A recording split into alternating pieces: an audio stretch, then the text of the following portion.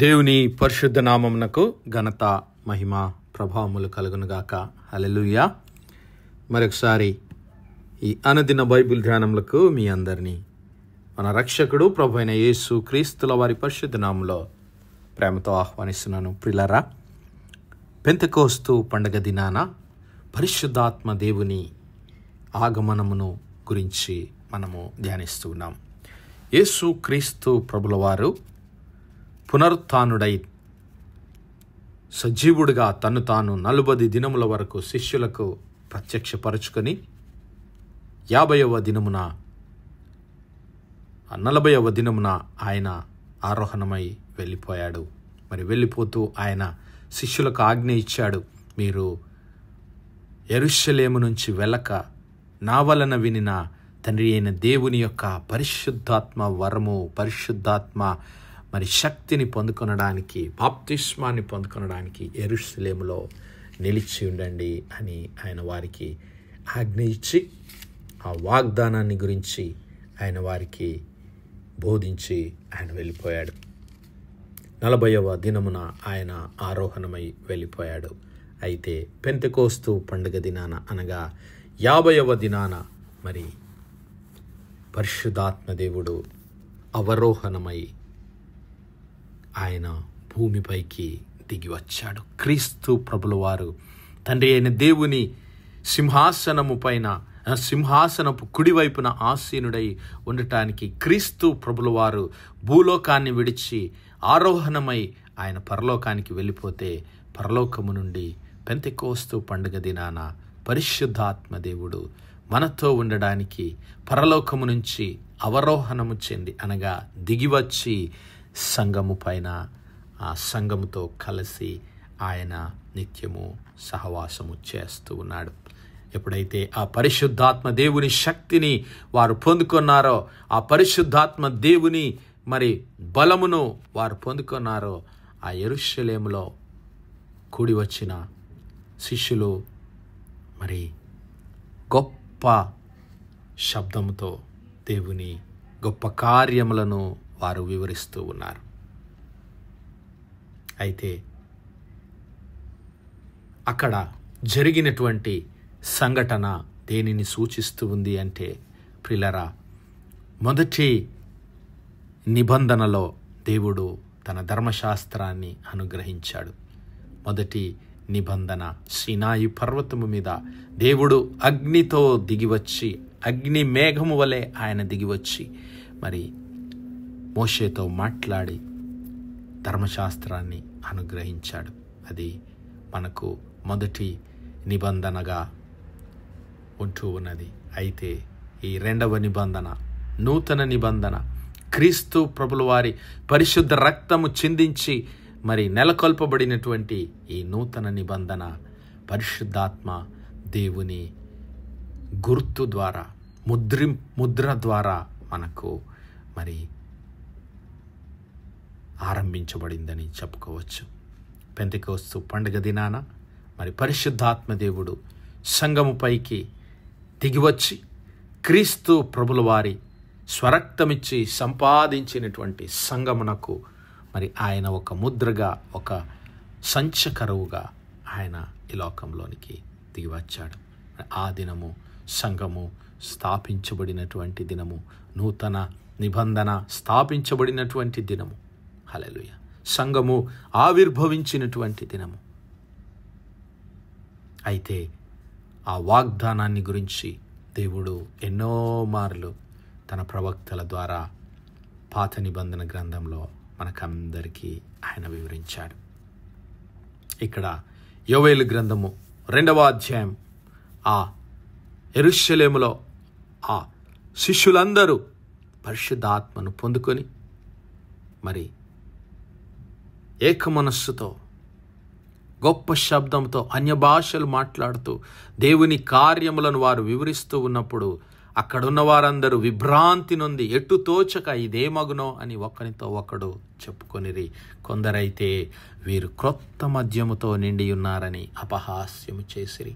అక్కడున్నటువంటి జనులకు అక్కడ ఏం జరుగుతుందో అర్థం కావడం లేదు. కొంతమంది అయితే మరి వీరు ఏదో కొత్త మద్యాన్ని తాగారు, మత్తులై ఉన్నారనేటువంటి అపహాస్యాన్ని వారు చేస్తున్నప్పుడు, అయితే పేతురు ఆ పొదనొకరితో కూడా లేచి నిలిచి బిగ్గరగా వారితో ఇట్లా నేను, యూదయ మనుష్యులారా, యెరూషలేములో కాపురమున్న సమస్త జనులారా, ఇది మీకు తెలియనుగాక, చెవియొగ్గి నా మాటలు వినుడి.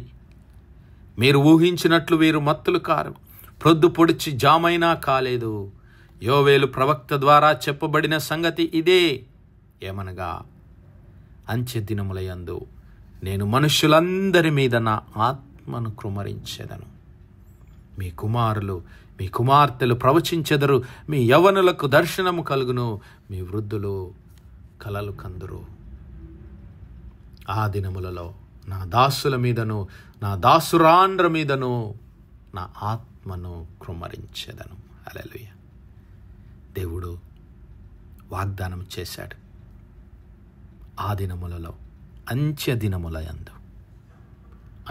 దినములయందు ఇక్కడ ప్రవక్త అయినటువంటి యోవేలు ద్వారా పలకబడినటువంటి ఆ యొక్క సమయము ఆరంభమవుతూ ఉన్నది. అంత్య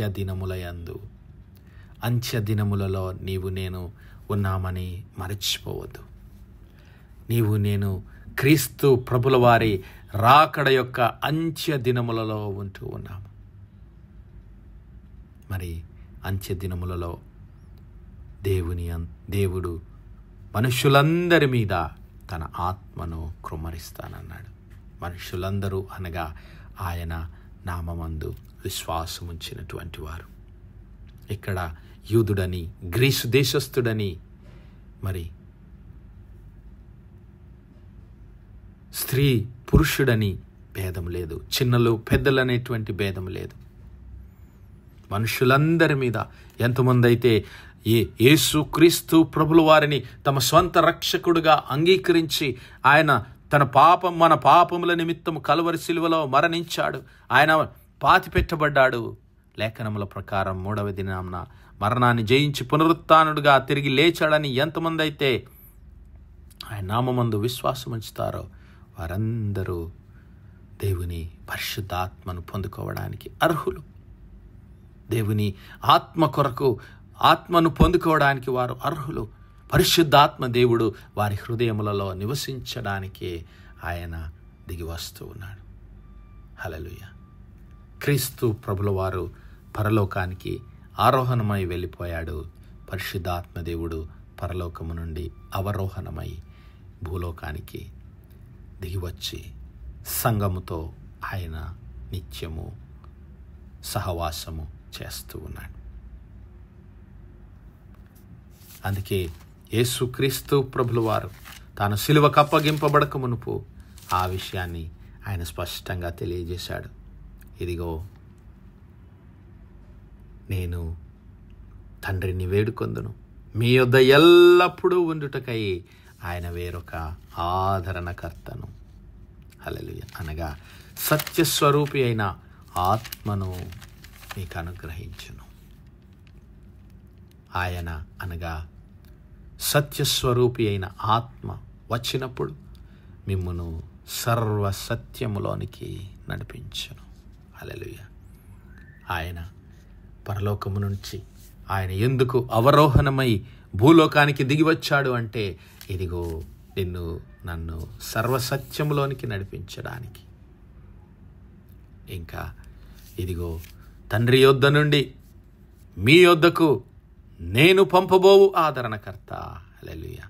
తండ్రి యొద్ద నుండి క్రీస్తు ప్రభుల వారు పరిశుద్ధాత్మ దేవుని మన కొరకు ఈ లోకంలోనికి పంపించానని ఆయన చెబుతూ ఉన్నాడు. ఇదిగో తండ్రి యొద్ద నుండి మీ యొద్దకు నేను పంపబోవు ఆదరణకర్త, అనగా తండ్రి యొద్ద నుండి బయలుదేరు సత్యస్వరూపి అయిన ఆత్మ ఆయన వచ్చినప్పుడు ఆయన నన్ను గూర్చి సాక్ష్యమిచ్చును. హల్లెలూయా. ఈరోజు నా సహోదరుడా, నా సహోదరి, పరిశుద్ధాత్మ దేవుని అభిషేకము నీకు నాకు ఎందుకు అవసరము? నేను ఎందుకు పరిశుద్ధాత్మ దేవుని పొందుకోవాలి అంటే, యేసుక్రీస్తు ప్రభుల వారు ఆయన చెబుతూ ఉన్నాడు. ఇదిగో ఆ పరిశుద్ధాత్మ దేవుడు మీ యొద్దకు వచ్చినప్పుడు, ఆయన అభిషేకాన్ని మీరు పొందుకున్నప్పుడు ఆయన నన్ను గూర్చి సాక్ష్యమిస్తాడు. ఆయన నన్ను గూర్చి సాక్ష్యమిస్తాడు అంటే ఆయన నీలో ఉండి క్రీస్తు ప్రభుల వారి గురించి సాక్ష్యాన్ని ఆయన ఇస్తాడు. అందుకే మరి పునరుత్థానుడైన తర్వాత కూడా క్రీస్తు ప్రభుల వారు శిష్యులతో పలికినటువంటి మాటలు మరొకసారి నేను మీకు జ్ఞాపకం చేస్తాను. ఇదిగో పరిశుద్ధాత్మ మీ మీదికి వచ్చినప్పుడు మీరు శక్తి నొందెదరు గనుక యెరూషలేములోను యూదయ సమరయ దేశములందంతటా భూదిగంతముల వరకు నాకు సాక్షులయ్యుందురు. హల్లెలూయా. పరిశుద్ధాత్మ దేవుడు మన పైన దిగివచ్చి మనకు శక్తిని అనుగ్రహిస్తాడు. ఎందుకు ఆ శక్తి నీకు నాకు అవసరము అంటే యేసు క్రీస్తు ప్రభుల వారి యొక్క సాక్షిగా నీవు నేను నిలబడాలి అంటే ఈ లోక జ్ఞానము, ఈ లోక శక్తి సరిపోదు. నా సహోదరుడా, నా సహోదరి, ఆ పరిశుద్ధాత్మ దేవుడు అనుగ్రహించేటటువంటి శక్తి, ఆ పరిశుద్ధాత్మ దేవుడు నడిపించేటటువంటి జ్ఞానము నీకు నాకు అవసరమై ఉంటున్నది.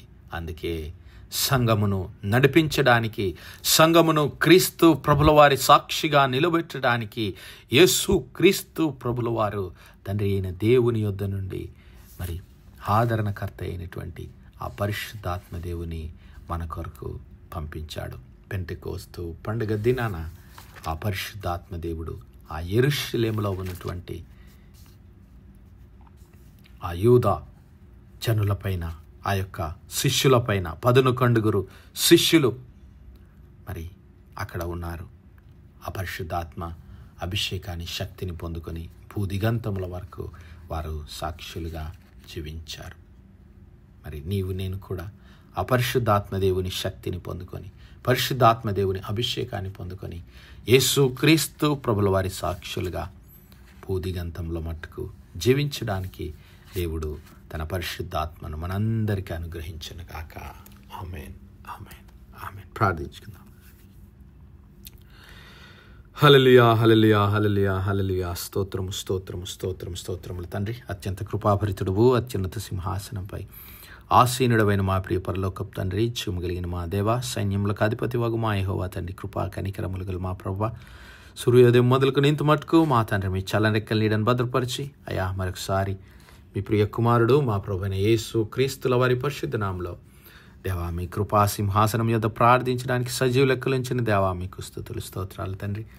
దినమెల్లా మీ యొక్క పరిశుద్ధాత్మ సహాయము, కాపుదల, నడిపింపు, ఆదరణ మాకు అనుగ్రహించిన దేవా మీకే స్తుతులు, స్తోత్రాలు చెల్లిస్తున్నాం. అవునయ్యా, పెంతెకోస్తు పండుగ దినాన శిష్యులందరిపైన మీ యొక్క పరిశుద్ధాత్మ శక్తిని, పరిశుద్ధాత్మను కృమ్మరించి మీ సాక్షులుగా నిలబడటానికి కృపను అనుగ్రహించిన తండ్రి, ఈరోజు మా అందరిపైన దేవా మీ యొక్క పరిశుద్ధాత్మను కృమ్మరించి భూదిగంతంలో మటుకు క్రీస్తు ప్రభుల వారి సాక్షులంగా, క్రీస్తు ప్రభుల వారి కొరకు ప్రతిష్ఠించబడిన సాక్షులంగా మేము ఈ లోకంలో జీవించే కృపను, శక్తిని మా అందరికీ దయచేయమని వేడుకుంటున్నాం. కనికరం గల మా తండ్రి, ఈ వర్తమానాలు వినిచున్న మా ప్రియ బిడ్డల కుటుంబాలన్నిటిని మీరు దర్శించండి ప్రభా.